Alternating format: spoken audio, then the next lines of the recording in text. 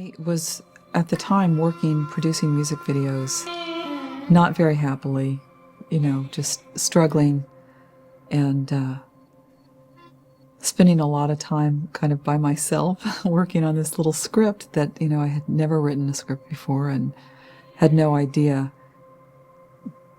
that anything would happen with it. The whole thing for me was just an exercise to see if I could finish it. I just looked at a bunch of scripts to kind of see how they formatted them and just started writing it longhand that way. And then at one of the companies where I was working, I would go there at night and use the computer and just on a word processor. I cannot type the words Thelma Louise without my fingers cramping. I just never wanted to ever have to type those two names again. The script was actually given to me by a friend named Amanda Temple, who was a very close friend of Callie's. And she gave it to me because Callie wanted some input and help in getting the movie made. Actually, originally, Callie wanted to direct the movie and do it for $1 million. At the time, I think they were getting a lot of foreign financing, or were trying to anyway, and so Amanda thought they would be a good place to take it, just as an idea of where to get money for it. I read the script and, fell in love with it. Thought it was a fantastic movie that truly empowered women and encouraged women to nurture their spirit and follow their dreams. And I also felt it challenged people's perspective on male and female roles. Mimi read it, and I ended up having a meeting with her, and then she said, could I let Ridley read it? And I was kind of like, oh no, a real director is going to read it. Well, it's got to happen sooner or later, so yeah. I said, sure, let him read it. The thing that appealed to me about the initial read was the film was really about women as opposed to men. And I would hate to do a percentage rating, but I've got a horrible feeling that the percentage rating of scripts essentially is about men with women who are either the girlfriends or are story umbilicals or love interests, okay? I wasn't looking for this kind of film at this juncture, and in fact instead was trying to spread my wings as a producer. And I thought this is a perfect film for me to produce. Some of the companies that I'd met with before I became involved with Ridley, they would say, well, you can't have her actually kill a guy. They're never, that's so unsympathetic. And I would just be like, we can't do it here. There were things that they liked about it, but they were afraid of it too. And I knew that if you started trying to change any of those elements, everything that was special about it was going to be gone. I had almost auditioned for it with Callie, trying to assure her that I was the right guy to actually take this on board, certainly as a producer. It was bittersweet. I was so excited that someone like Ridley was interested in it.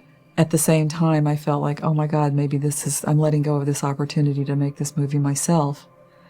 And, I always wonder what would have happened had I just said, no, I'm doing it and it's mine. But, I'm so happy with the way the movie turned out and with the way everything happened with the movie that, I can't really second guess too much.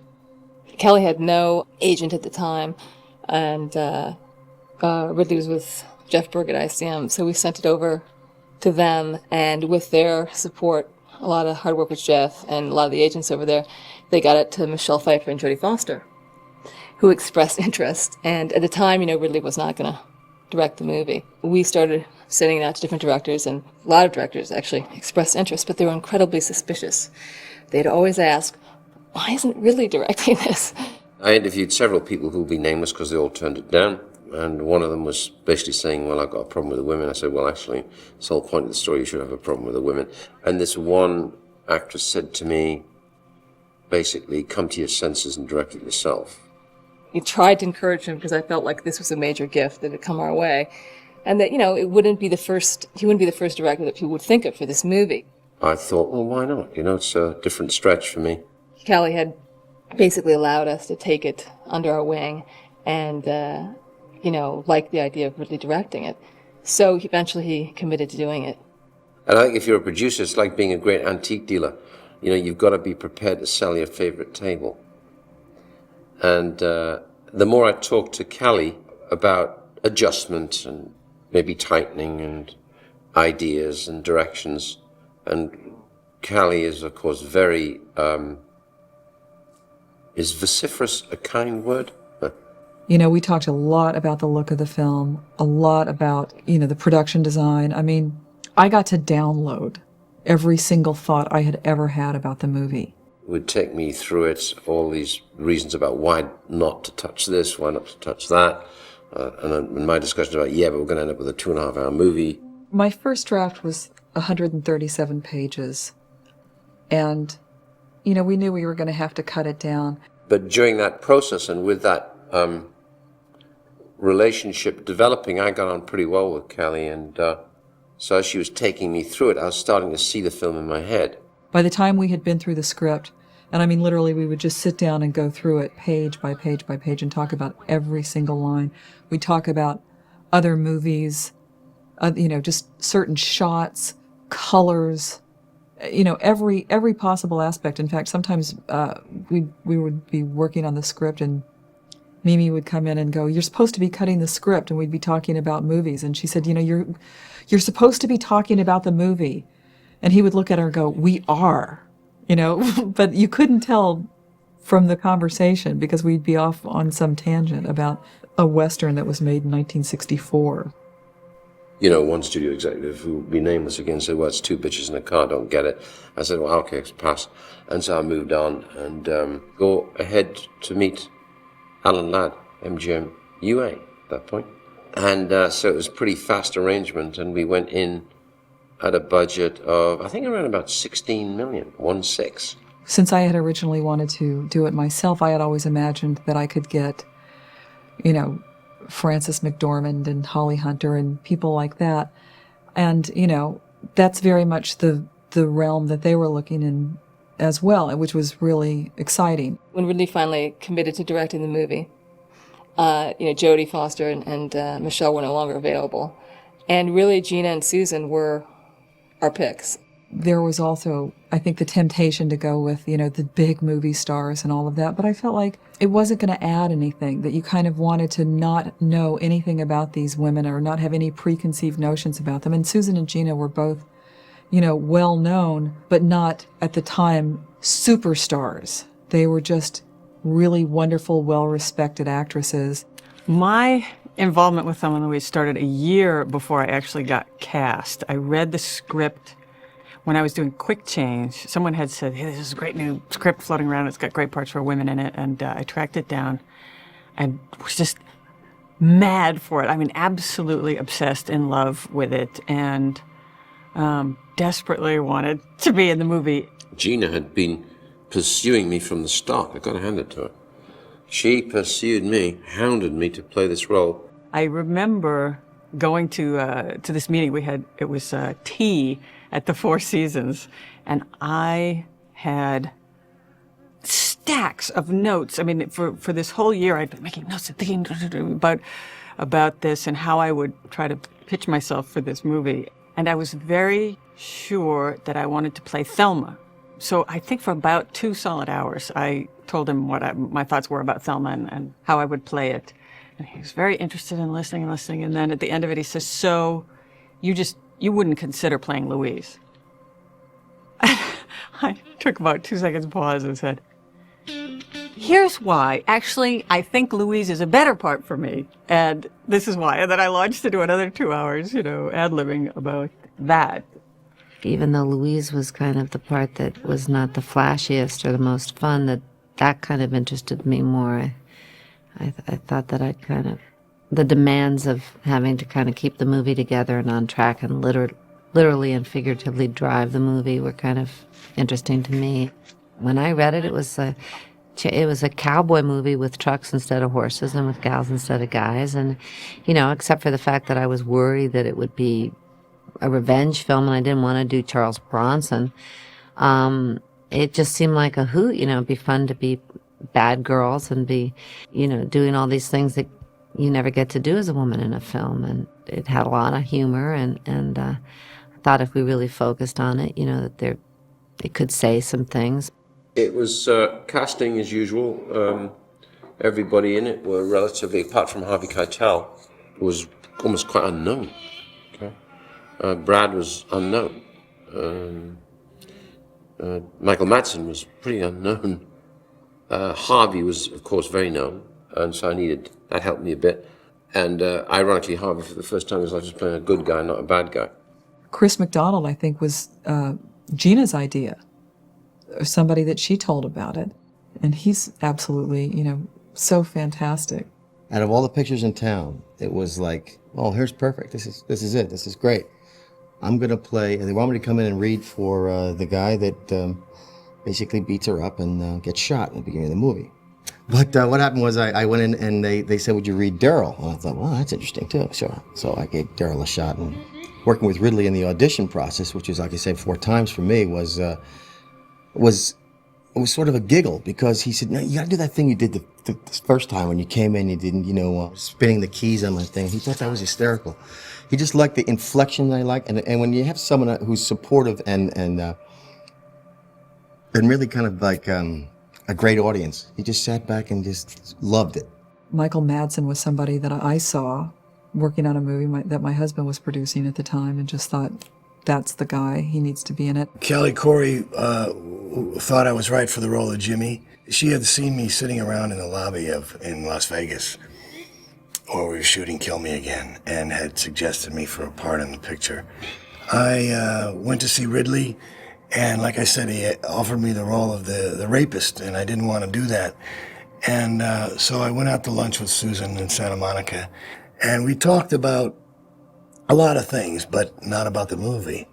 It just never came up, and we just talked about kids and other things. And about 2 days later, they called me back and said, Ridley asked me to come in again. And I came in and I sat and talked with him for a little while, and they gave me the part. I had just done Mississippi Burning, and things were starting to roll.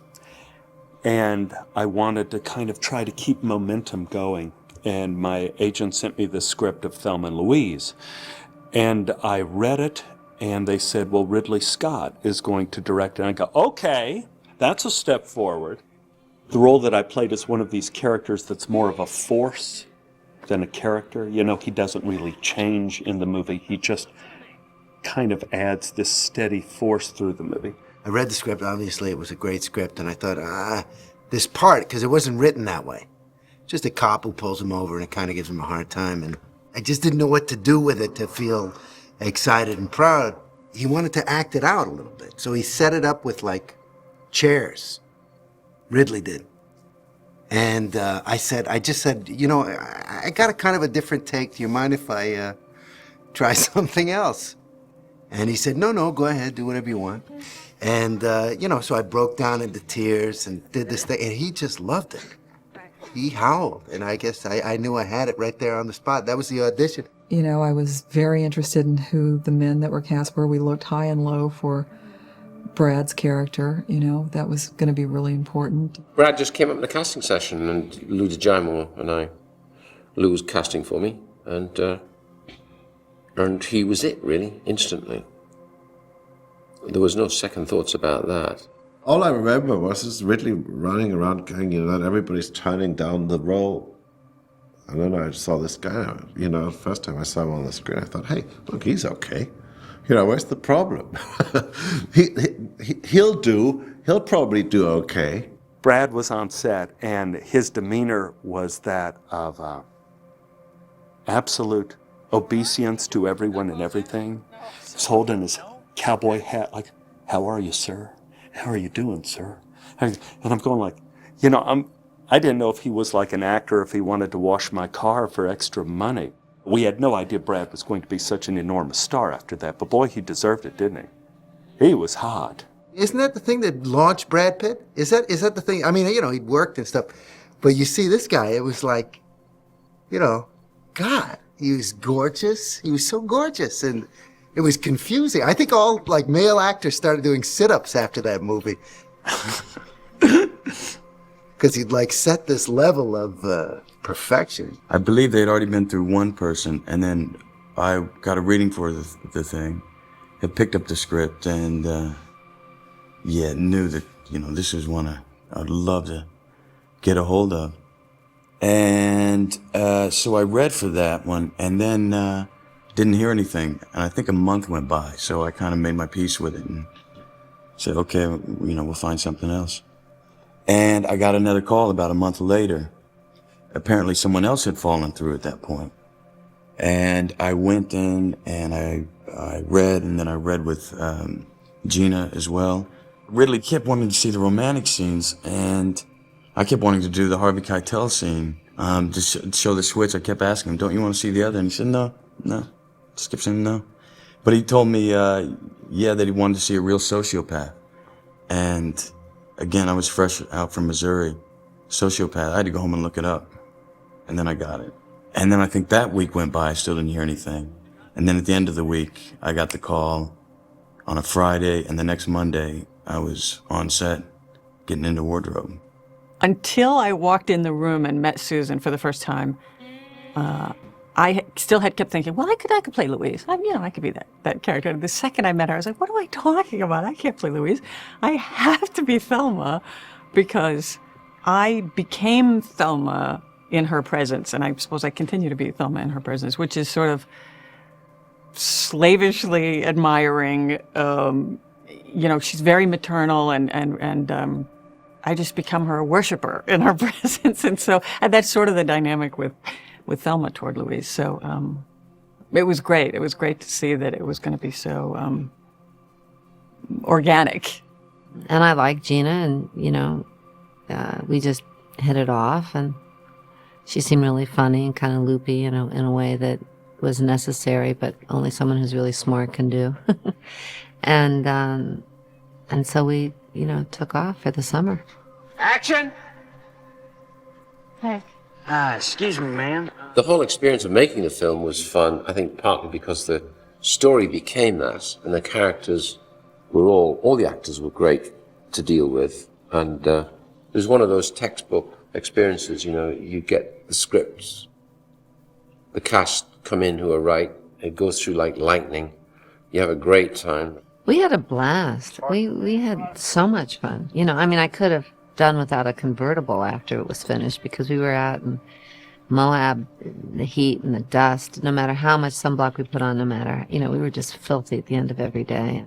We spent so much time in that car, first of all, just being either dragged around or driving it around or something. And there wasn't really time to go anywhere else, to your trailer or something. I don't even remember having a trailer. We would just sit in the car and we put up umbrellas and entertain each other basically in our downtime, and find ways to amuse ourselves and bond. Basically, we had so much time to just yak. We went through, I think there were 7 of those cars, and the very first day, one of them caught on fire when we were still in California, and we just ran them to the ground. And I hadn't really done that much driving. I hadn't really done a part before where it was 2 women, and it was about their friendship so much, and we really did hit it off and get along terrifically in our real lives as well, and that was very impactful for me. That was very important. And also, Ridley just creates an atmosphere on the set that's very relaxed and fun, and he wants you to feel great about yourself so you can do your best. And it was a very positive kind of feeling on the set. There was no downtime. We sort of became a happy family, and it was it was like going on a very long, extended camping trip. When I was trying to work out the logistics of staying within budget, or staying within that parameter, which is even then was pretty low budget, to try and shoot on the road, going from Arkansas all the way across to New Mexico, that's a long drive. And I realized this when I went on the road, and we drove across 1.5 states. And I got about halfway across Texas saying, this is insane. I'm not going to make the film this way. This is crazy. Most of this stuff I can see in the valley. And with careful positioning, we should do it around Los Angeles, do all the interior of Los Angeles, do some of the exteriors in Los Angeles, and then maybe pop up to somewhere magnificent which will cover us for New Mexico and the end. And somebody said, go to Moab, because they haven't filmed there for years. So I flew up to Moab in Utah, and that was it. It was just spectacular. I don't think anybody had done a film there since John Wayne. Where up there they made Fort Apache and various other, even Red River, I think, fairly important westerns. And when I went back to Laddie, he said, well, where are you going to shoot the movie? Thinking I'm going to have this caravan, this I said, I want to shoot in LA and Bakersfield. And he said, oh, God, that's boring. But I saw things in Bakersfield which gave me wonderful visual opportunities and also enabled me to do Oklahoma flatlands and things like that. And down in Bakersfield, you've got those huge farms. I mean, flat land, which is basically reclaimed desert, with all those watering machines and those railway lines, and where any Englishman goes nuts because he doesn't see that in the UK. But we see beauty in it where most Americans think it's ugly. I think we only had 3 company moves, but we went to like 50. We had 54 different locations, which within those company moves. The locations of the film had one kind of linking characteristic. They were incredibly hot, very hot. We shot in Tarzana, and there was a heat wave coming through town. I remember it was 112 degrees in Tarzana, and I believe I was wearing a blue wool suit through the entire film. Well, it was very hot that summer and humid. And it's very much like the South, actually, so we're kind of lucky that way. It was, big. It's the scenes when the cops come over to the Dickinson home and it's raining outside and they're all kind of rushing to get inside, and it's raining right here. And how he did that with all these big things. It was a bigger scope of movie that I had seen, although the budget wasn't through the roof or anything. It was just the way he likes to have things happen. I was very excited by the idea of how visual the story was. It just seemed like it wasn't a movie that stood entirely on dialogue. The imagery of the film was very, very important to me. And certainly in that way, having someone like Ridley direct it was a great relief, because I knew that if you want to say anything about Ridley Scott that's absolutely unqualified, it's that he is a great visual director. And on that level, I felt supremely confident that the movie would look as beautiful and as rich and as, full of depth that I hoped it would look. I mean, we talked about, going from the very beginning where you kind of look like you're in the Sears catalog world to, by the end, kind of a cross between a Maxfield Parrish painting and a photorealistic painting of, trucks and stuff like that. So, I mean, we were very precise about the look of the film. And, I mean, to me, that's part of the challenge of being a screenwriter. You're writing images. It's all about the images. The dialogue is there to support the story that's told in pictures. Because it was the last journey, would become the last journey, it had to be vivid. Which moment is the view or the image as important as the actor, or which moment is the image more important than the actor? When the actor's in here, he's everything. When the actor's here, he's everything. As you get wider and wider, something else comes into play in terms of your orchestration of the film. And that's why John Ford was very aware that all John Ford's films were about landscape. And landscape was a significant character in the movie. So to see a guy John Wayne that big, shot like that with clouds and rocks, that's really making a statement about the landscape. And whatever you want to say at that moment is either it's beautiful or it's threatening, or he's in danger or he's lost. So creating worlds is really what's going to be right for this film. How are you going to elevate the story even more than it is? Because I believe in the proscenium. The proscenium means everything you see. Most people don't even think about it. As the writer there, the time I spent with them, I wanted to be, I wanted Ridley to have sanctioned it. And so I never had any interaction with them that he didn't say, can you talk to them about this? Or why don't you guys go off and figure this out? There weren't a lot of changes. There were cuts. There were scenes that were cut, and there were scenes that were kind of consolidated a little bit. There was a whole section where I dress up in a negligee with Michael Madsen and sing songs and get married and all this, and I just didn't know how I could get back to the state that she's in before that, and if that happened, and so I asked that be dropped, and we weren't quite sure what would be in its place. And Callie later explained to me that she just wanted something nice for her at that point, but it seemed very difficult for me to maintain the tension, which was kind of my job in the movie. I was really looking to play a sympathetic guy. And I kind of put myself in the hands of Ridley, and, I kind of figured it was on the page. And I just tried to do what I could do as far as the way it was written. I mean, I think it's a very visual picture. It's a very moody thing. The whole scene with me and Susan in the motel room when I asked her to marry me, most of that was made up. The idea for me to get violent in that scene, I made that up. I thought that I needed to find some way to go for that guy, being in a vulnerable position. So, Ridley will put two people in a room and let them play out a scene and figure out what they want to do with it. And then he'll pick the pieces out of it that he likes to use in the picture. I actually had a really sweet experience with Callie Khouri because I was obviously nervous. First shot in the big leagues, as I said. And I was on set for my first day of shooting, which was the Harvey Keitel scene. They said, the guy who's playing JD is here, go meet him. I went and knocked on the door, and the door opened, and he was in like a little tiny honey wagon. She just came to the trailer door, I'm in wardrobe, and she just came and just knocked on the door and opened the door.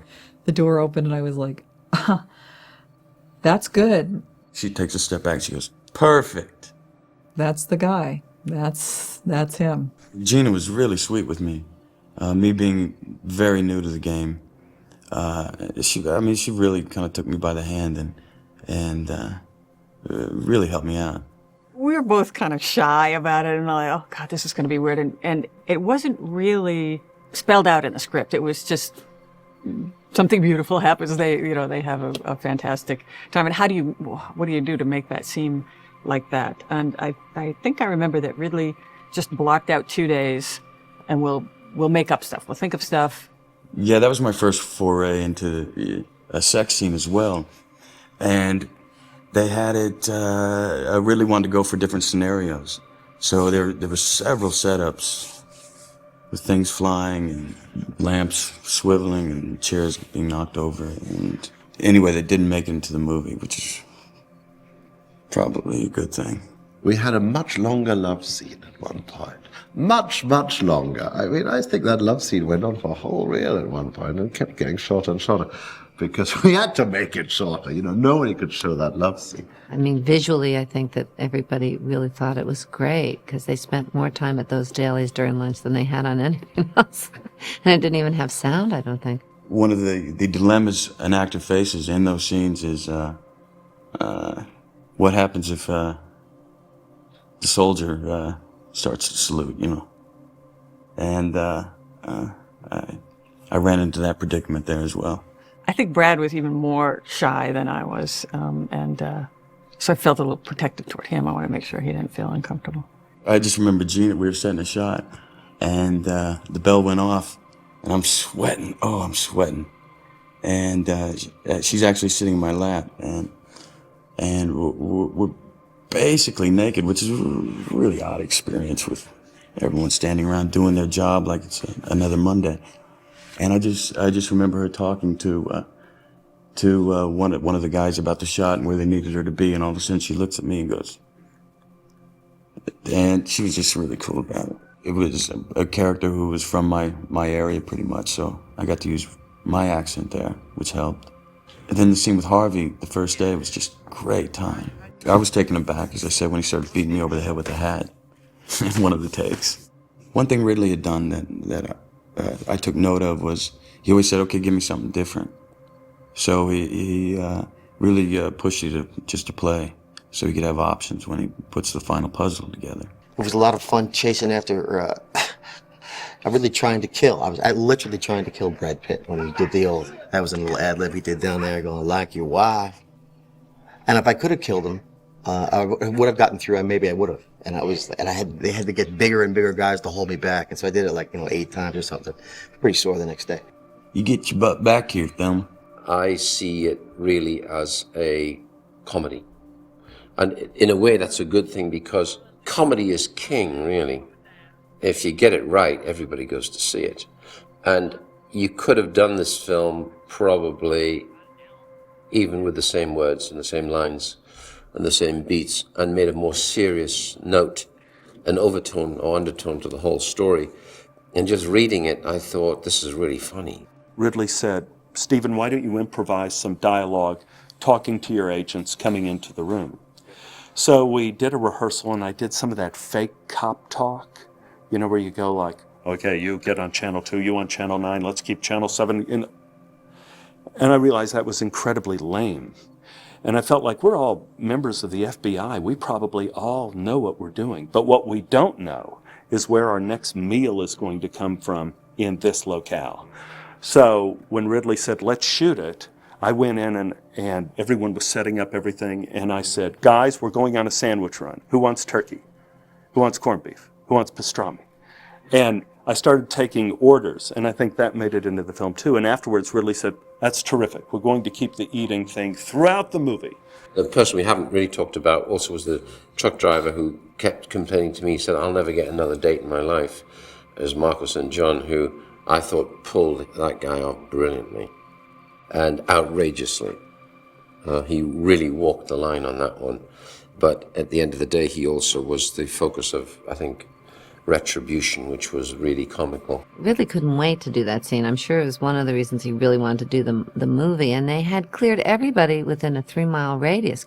I think he had something like 8 cameras set up, because they only had one truck they were going to blow up, and you want to catch it from every conceivable angle. And at one point I said to Geena, when I noticed that the camera there wasn't even a camera facing us, that it was all from behind, I said, why have they cleared everybody for 3 miles and we're still on this car? They're not going to tell it's us, they should have stumped people or something. Because it got a little scary, and so I said to Ridley, how come we're still here when everybody else has been moved and you're not even shooting our faces? And so he put a camera to shoot our faces, and that was the end of that discussion. Action? You women are crazy. I don't think he's going to apologize. Nah, I don't think so. We said, look, it'll be our real reaction. I think it goes boom, boom. Right.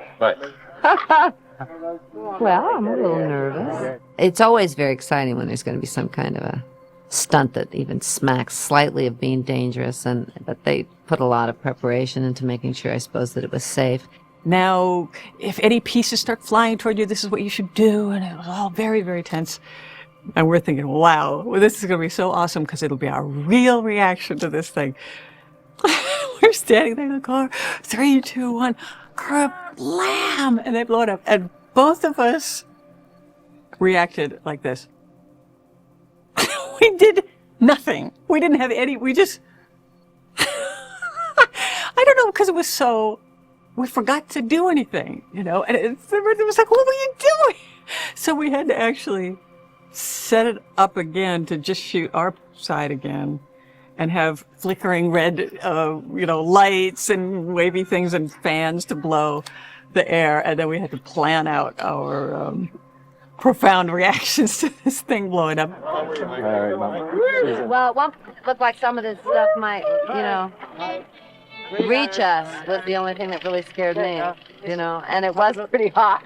In the script, it was indicated that they kind of dance around, and that was one of the scenes where we added a few lines.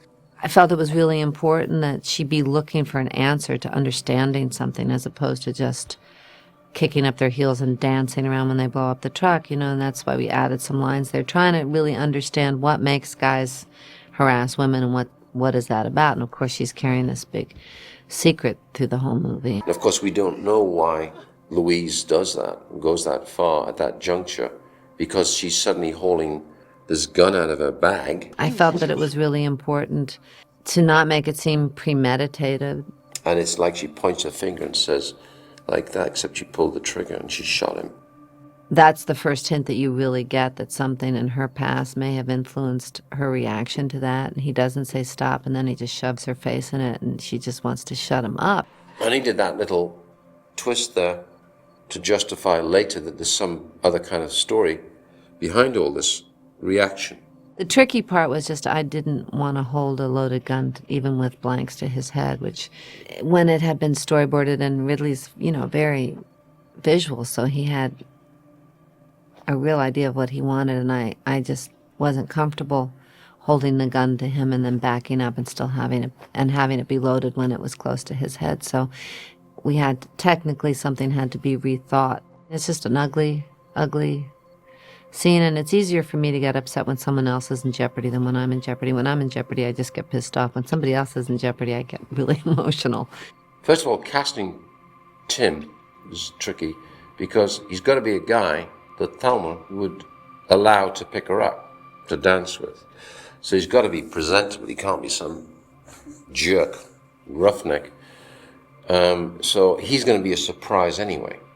So that was tricky, and I wanted to be a surprise. So in a funny kind of way, he's got to be charming, who then goes slightly over the top. So what you're drifting into, I guess, is what would come under the heading of date rape.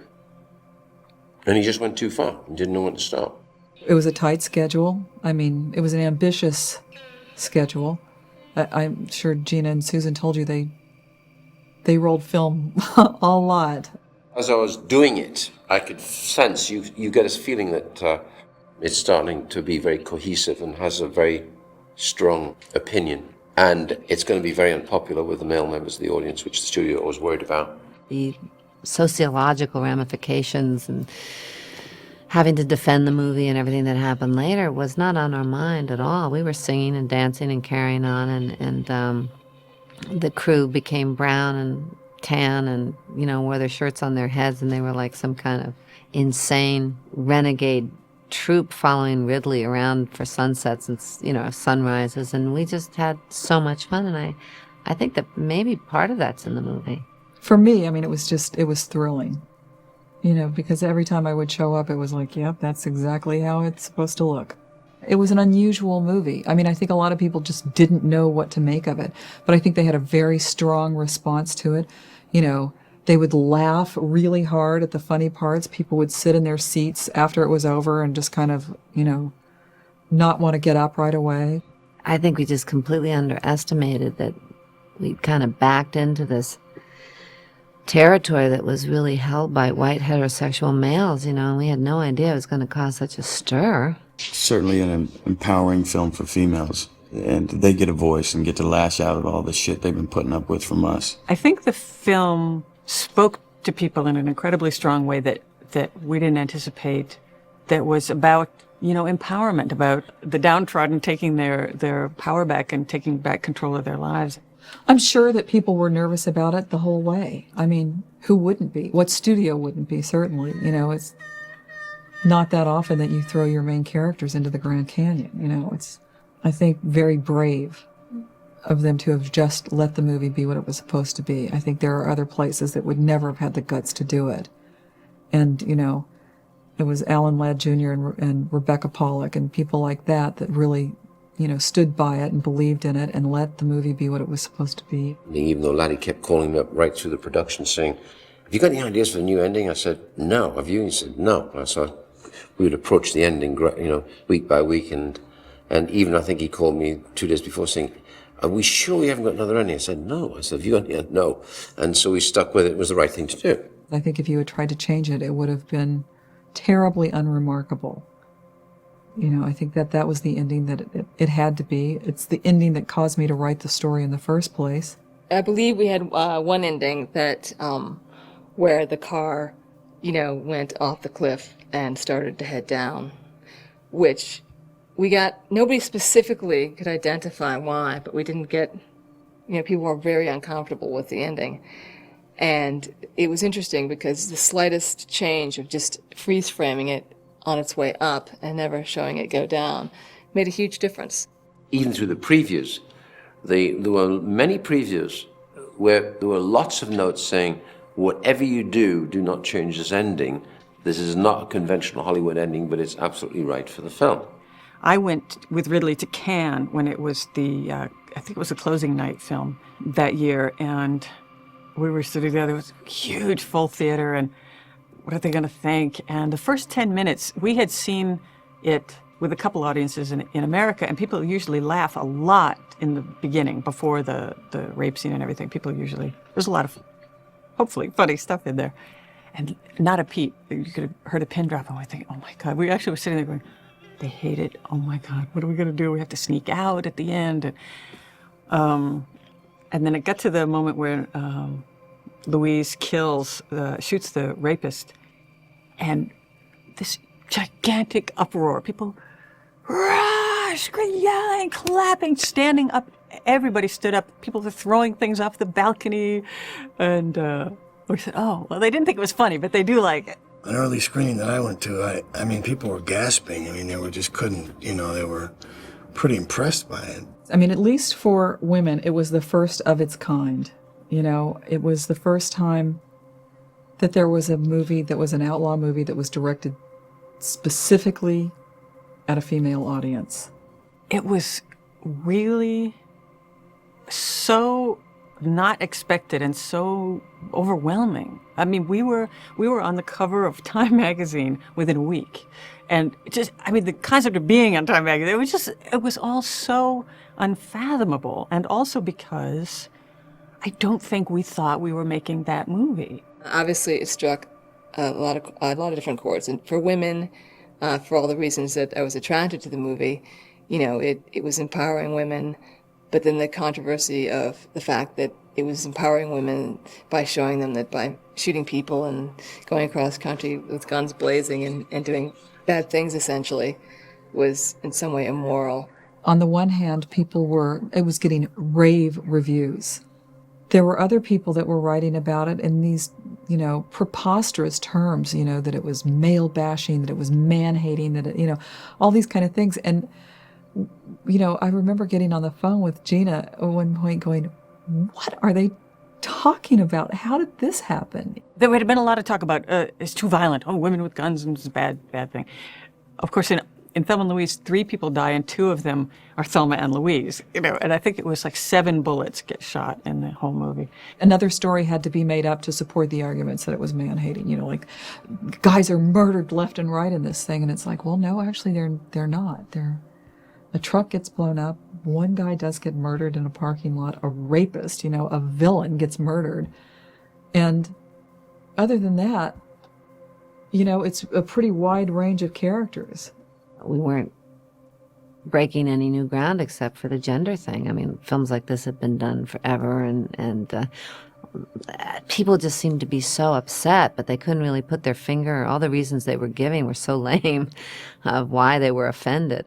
The reaction by some men was so completely over the top that, and by some women as well, I mean, there were certainly women who thought it was the end of Western civilization, you know, that it was basically a training film for gun use among women, which it certainly wasn't. This movie is not telling people to go out and do that. It's symbolic of, you know, finding your freedom and exploring your friendship and the camaraderie. I think it's a misconception that the men are portrayed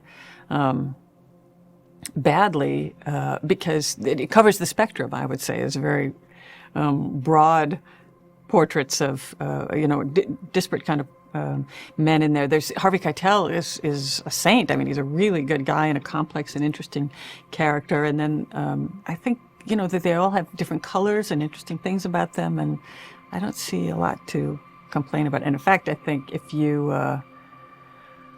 have a problem with the men in the movie, you're probably identifying with the wrong character.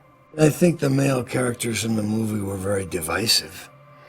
I mean, I think they were written to be that way. I mean, I think they were representations of people, you know, or of men. We thought we were on something special, but we didn't have any idea it was going to be, you know, cover of Time and be this big, you know, male bashing thing that they kind of took off with. We never had any idea it was going to be something like that. I remember my mom going to see the movie and me being really surprised that she liked it. But I suddenly realized that what we had done was we had achieved what we were supposed to achieve, which was to make a movie about women which wasn't a feminist manifesto, and at the same time it was entertaining, and at the same time it had sort of an edge to it and a core truth to it. Women loved the film, and they viewed it as kind of like some sort of curious female anthem, an anthem toward feminine empowerment, which I never understood. And since then, I've asked people, what do you think of the film Thelma Louise? And almost to a person, a woman will go, I loved it. I loved the movie. And I go, what did you love about it? They go, well, Thelma and Louise, I just love what they do. And I said, what aspect of what they do? The suicide, the robberies, getting raped, mugged, taken advantage of in a hotel. Which part of their life do you want to emulate? And that's the remarkable thing about the movie. This film is a tragedy. They try to take control of their lives. They cannot change the course of their lives.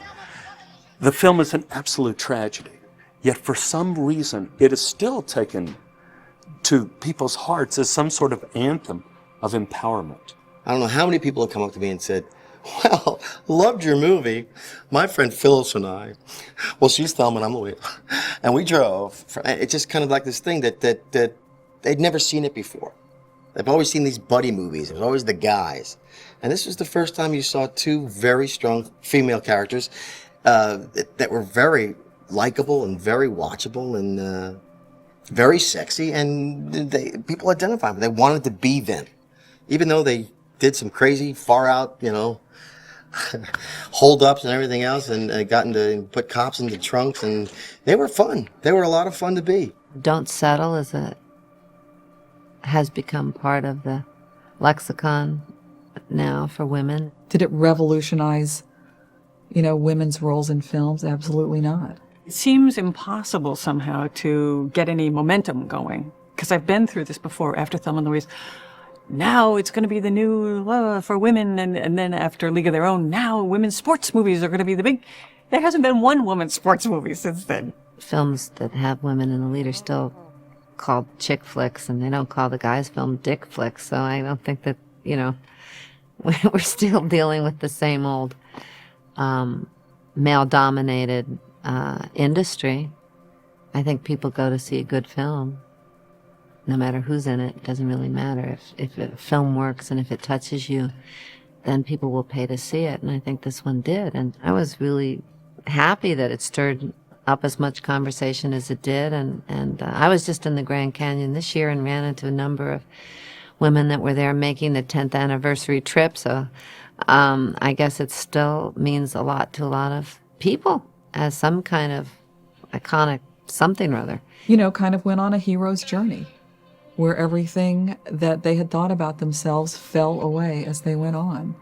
And I think that, accidentally, somehow I managed to tap into an archetypal story, certainly not something I realized I was doing when I was doing it. As it turned out, the film had this incredibly dangerous, funny, ambiguous feeling that I think is what's made it kind of timeless.